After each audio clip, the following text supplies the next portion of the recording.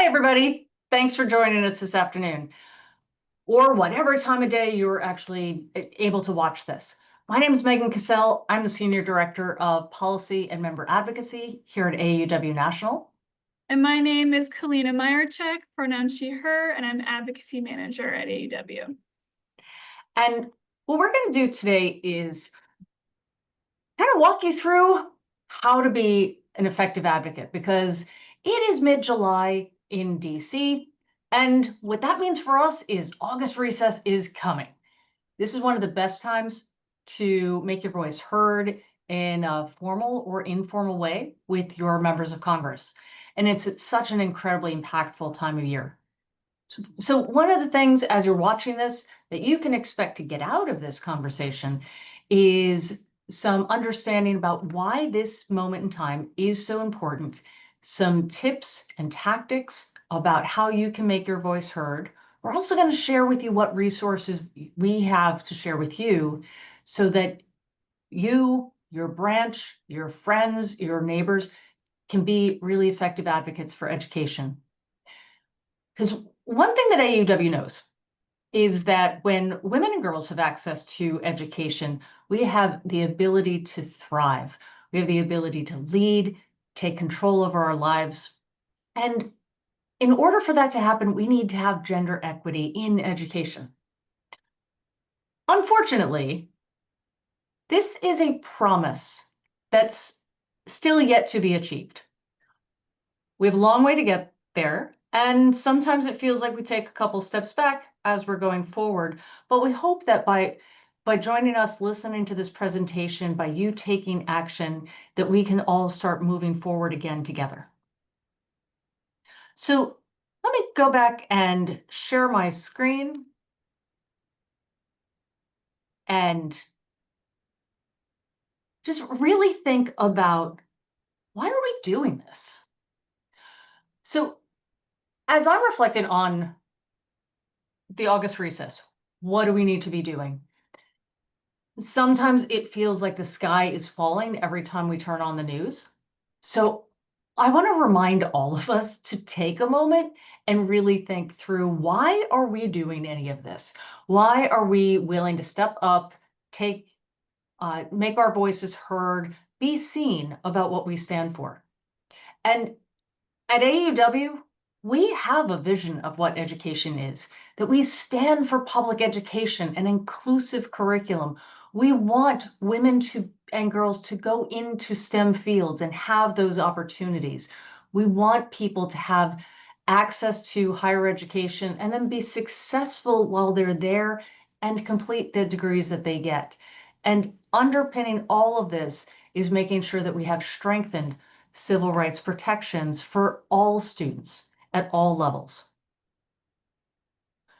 So that's what we're fighting for. I would say that this year we've had some challenges. We've had challenges that are both coming from the administration and from Congress. I am not going to go into great detail. I just want to hit some of the low notes on this. Beginning of the year, we saw executive orders where one of those was to dismantle the Department of Education. We're seeing some of those pieces move forward into practice. Even without a full dismantling of the Department of Education, we're seeing the reductions in force hitting the department really hard. We're seeing that limits its ability to actually enforce civil rights protections. We're seeing funding that is being withheld from the federal government to the states, funding that Congress has appropriated. We're seeing a lot of attacks on public education and higher education, both through the budget reconciliation process that we just finished and in the fiscal year 26 appropriations process that we're right in the throes of. And I hate to say this, but alive and well, even in the appropriations process, are efforts to attack diversity, equity, and inclusion. So if you haven't met me, you'll know I'm not going to read the slides to you. So no, I didn't do that in the order that's on the screen, but I just want to give you a snapshot of what we're seeing and I know that many of you are seeing in your communities. So if that sounds overwhelming, first, I want to commend you and thank you for being here with us, because it's only working together that we'll be able to push back on some of these challenges. So, fun fact, effective advocacy is actually, the end of the day, it's pretty straightforward. You care about something. You want to make your voice heard. In order to be effective, you really have to figure out who has the power to make change and what is it that you're asking for. So if I want the sky to be purple and I ask my next door neighbor, that is not going to be an effective advocate. I'm not actually quite sure that I'll be able to make the sky purple, even if I found the right person. But the point is, you actually have to be asking, you have to know what you want, you have to know who can give it to you, and then you have to clearly present that information to them. So that's what the next couple of minutes are all about. How to do this with Congress, with the August recess, because your voice is incredibly powerful. There are stories about this, big stories, small stories, that at the end of the day, even when it sometimes may not feel like Congress is listening to you, they are listening. They're very sensitive to constituent voices. So that's why when they go home back into their home districts for an entire month in August, there is a wonderful opportunity. One of the biggest things that they're working on right now, that Congress is working on, is the FY26 budget. We just saw some really big setbacks with budget reconciliation, especially as it's hitting higher education. There are real opportunities for us, both to positively fight and to defend some things that we're seeing. So this is the time, there is a big issue, and you are the right people to raise your voice. Thanks, Megan. So there is an action for everyone to take in this congressional recess, and you know best what action is right for you in your community. So how you engage may look different from your neighbor, but we all have a role to play in our collective movement for equity. So you can show up in your community by joining public demonstrations and events or attending a local school board meeting. Get engaged, spread the word, and invite your family and friends to join you. You can write letters to the editor or op-eds and submit to your local newspapers to raise awareness about critical AAUW issues. And we're really encouraging folks this year to meet with your elected officials, whether in person or via Zoom or phone call. This is one of the most impactful ways to build relationships and influence policy change. I'll talk more about how to set yourself up for success in meeting with a member of Congress, but there also might be other spaces where you're interacting with elected officials in August. So if you see politicians at a community event or at your state fairs, take advantage of that opportunity to connect and make your voice heard. We have talking points and other resources to help you feel empowered to do so. And remember that when you're representing AAUW, stay nonpartisan by keeping the focus on our values and the issues that we care about. So let's dive into how to meet with your member of Congress. You'll be a better advocate if you're informed and prepared. So the first step, of course, is finding out who your members of Congress are. For advocates who are just getting started, we have a tool linked here to find your legislators using your home address, or you can always call the Capitol switchboard. And then you'll want to get a sense of your members' positions on key AAUW issues. The AAUW Action Fund has congressional voting records that let you see if officials have supported our issues in previous sessions of Congress, which you can find at aawaction.org. You can also look into what committees your legislator is on to see what issues they're closely engaged with. Check their social media accounts and websites for newsletters, press releases, or op-eds, and see if they've been quoted in your local news. And all of these sources can give you an indication about what your elected official cares about and help you tailor your message to connect with their interests and really be effective in communicating AAW values in a way that lands. So to request a meeting, you can use AEW's action page that provides a sample letter that you can send directly to your legislators' district offices with just the click of a button. It can also be effective to follow up on your request with a call to the office. Make sure to start with your introduction as a constituent and an AEW member. And you're also more likely to get time with the office if you specifically name the issue that you'd like to discuss with your legislator. And remember to stay flexible here on timing and be open to meeting with office staff. They're critical connections to make as well and can speak to legislators' positions. And if you're not able to secure a meeting with the office, ask about upcoming town halls or other public events to attend.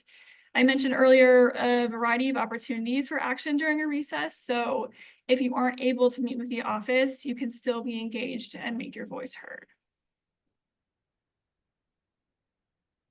So meetings are going to be most effective when they're focused. So aim to choose one clear, relevant AEW issue to center your meeting on. If you'll be talking about a specific bill, make sure to find out if the legislator has sponsored it. And in addition to the information that you've gathered already on your legislators' positions, do some more research to gather a few key facts on how the issue you're discussing affects women and marginalized communities. And preparing and sharing talking points among your group in advance can really help make your messaging clear and cohesive. So again, for our call to action for the August recess, we're going to share some talking points on AAW's vision of education that you can use in your meetings. And you can certainly visit an office on your own, but consider who should be at the table and whose voices should be heard. So invite AAW members, coalition partners, and folks who are directly affected by the issue to participate. And once you have your team assembled, plan out the roles and who's speaking when during the meeting. And remember to keep your message clear, concise, and persuasive. Your talking points, research, and all the preparation you've done will help you. Let's talk a little bit more too about making your message really effective. As we've heard from our Capitol Hill Lobby Corps members here in DC, it might feel a bit intimidating to meet with elected officials for the first time, but you really do already have the power to be impactful. You don't need to be a policy expert. You're an expert in your own experience. And personalizing the issue by sharing your story or what's happening in your community helps your legislator connect with the issue and with their constituents.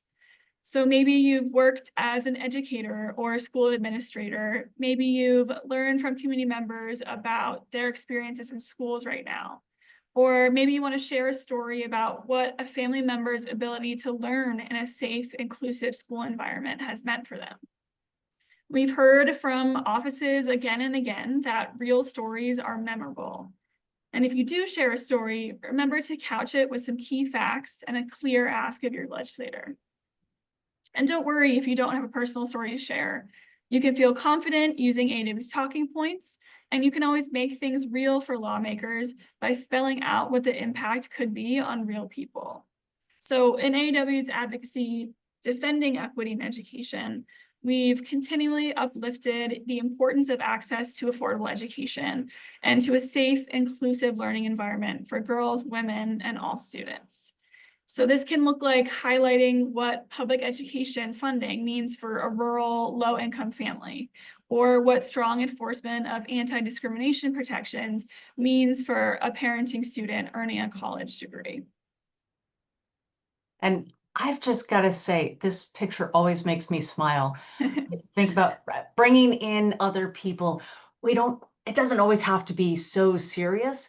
The fact that you're lending your voice, you're a real person, is so impactful. So now you show up at the office. How do you speak out and leave an impact? You start strong by introducing yourself and AAUW as an organization. So our mission and what we stand for, and why as constituents and AAUW members, we are voices that they should listen to on this issue. Be clear with your ask up front, right? You don't need to bury the lead here, and it can be effective to what we call sandwich your ask, meaning you make your ask at the top, make it personal with the relevant story or experience, cite the facts, and then restate your ask before wrapping up.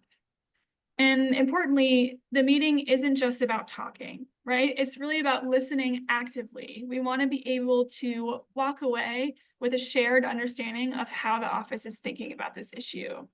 So make sure that you give space for the legislator or staffer to respond and ask any questions. And it's okay if you don't know the answer to everything. In fact, that gives you a great reason to follow up and continue building a relationship with the office. And then before you go, thank the person again for their time and attention. You know, even if they disagree on the issue or don't fully align with AAUW's position, they've taken the time to meet. And I think that you'll find most folks respectful and receptive. With that, I'll turn it back over to Megan to talk about some more resources we have to support you. So thank you, Kalina.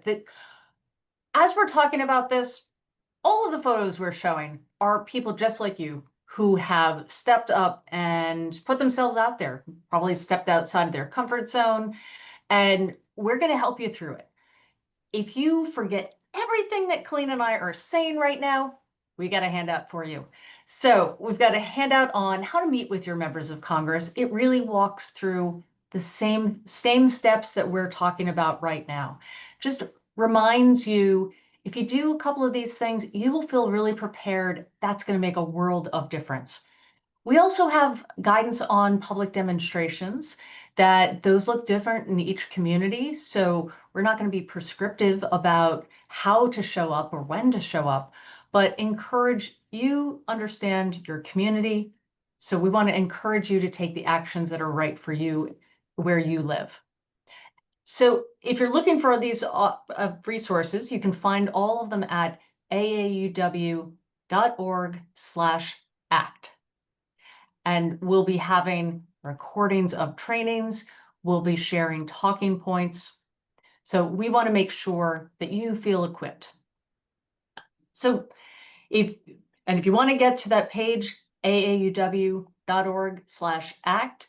you can scan the QR code that's showing up on the screen right now.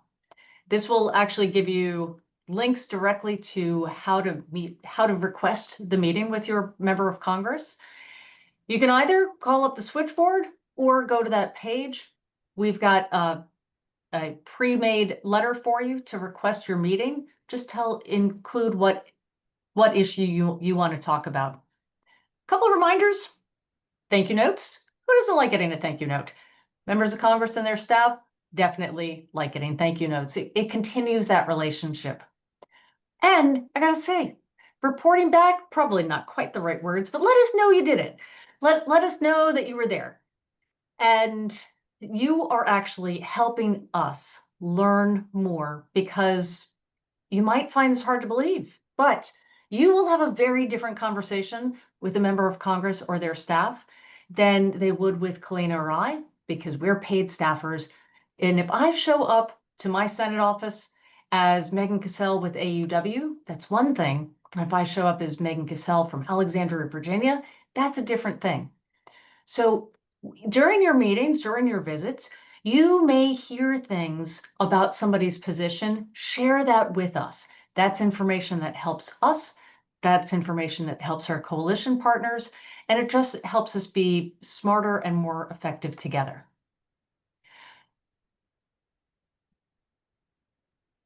Oops. And before I leave you all, I do want to thank everybody. And we're in this together. It's effective advocacy is not just paid staff at the organization. It's not just one single individual. It's thousands of us coming together, both in Washington, D.C. and in your communities. And that is the only way we're going to make sure that we give this promise of gender equity in education to the next generation. Kalina, any last words from you? I'll just say that we're here to help. So please reach out if you need anything. We want to make sure that your actions are successful and you feel empowered. So thank you so much. Yep. And if you have any questions, advocacy@aauw.org. That's the best way to reach either Kalina or myself or somebody else on the policy team here at AAUW. So with that, go forth and advocate and let us know how it goes. Thanks.